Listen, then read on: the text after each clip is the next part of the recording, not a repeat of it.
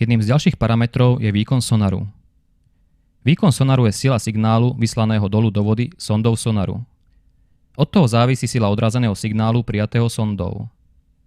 Príliš veľký výkon môže spôsobiť problém v plytkých vodách, pokiaľ nemáte správne nastavenú citlivosť. Je to ako pri nastavení hlasitosti vášho autorádia. Keď je hlasitosť nízka, počujete slabo a nie všetko, treba hlasitosť pridať.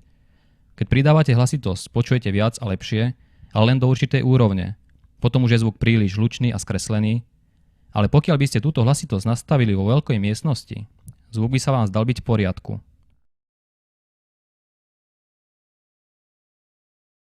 Tak je to aj s nastavením citlivosti.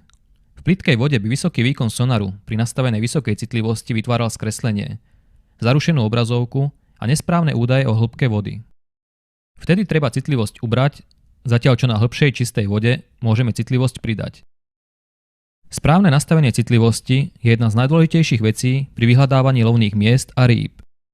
Od správne nastavenej citlivosti závisí zobrazenie sonaru, čistota obrazu, zobrazenie detailov malých rýb a podobne. Pri nastavení citlivosti na vysokú úroveň zväčša vidíme čiernu zarušenú obrazovku, pri uberaní citlivosti sa nám obraz zjasňuje a vyčistí. Správne nastaviť citlivosť môžete aj tak, že na vlasec naviažete malé olovko, zhruba 3 až 5 gramov, alebo twister, spustíte ho pod loď a pri jeho poťahovaní vo vodnom stĺpci alebo nad dnom vám musí sonar vykresľovať krivku.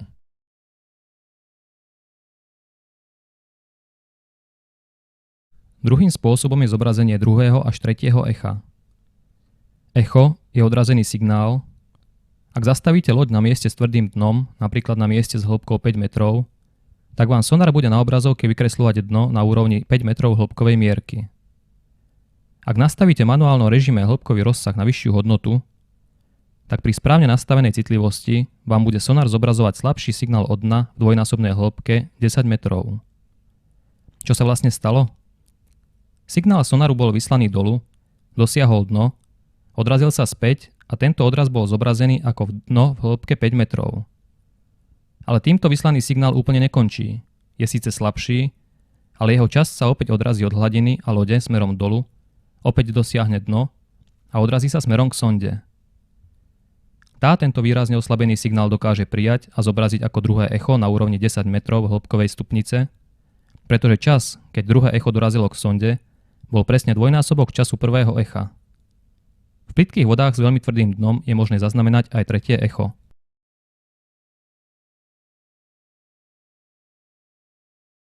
Ďalšou dôležitou funkciou sonaru je gray line, šedá línia, a color line, farebná línia u farebných sonarov. Gray line má dve hlavné funkcie: odlíšiť ryby od prekážok a dna a rozlišovať dno s rôznou tvrdosťou.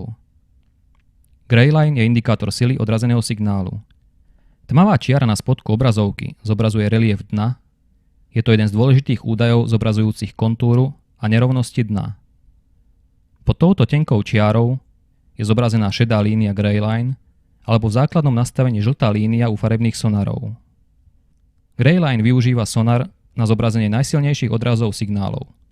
Veľmi dôležitá funkcia na rozlíšenie tvrdosti dna.